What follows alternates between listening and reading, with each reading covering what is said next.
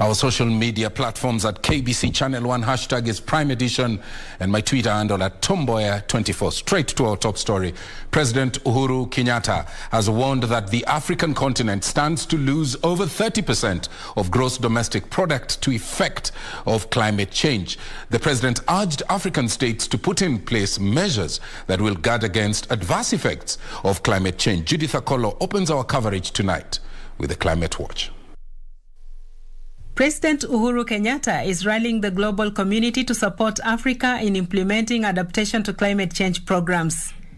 The president, who spoke virtually at the Global Center on Adaptation launch of a report on climate change, said adaptation to climate change will help to cushion the vulnerable communities faced by the impacts of climate change, including severe drought and intense flooding. We are together seeing major climate change impacts across our African continent. These include the ongoing drought that has ravaged eastern parts of our country and precipitated famine.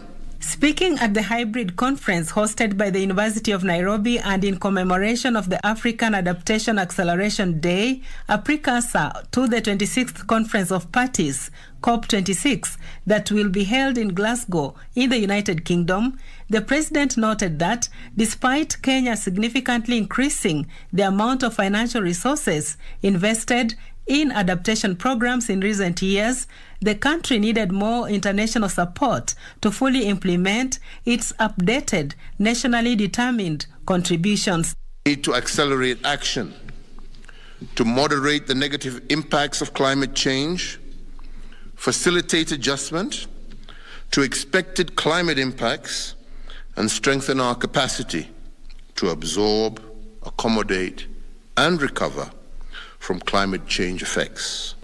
The Chief Executive Officer of GCA called for simplification of requirements needed for African countries to access funding for adaptation programs. I call upon all developed nations to increase their ambition in lowering their carbon footprint.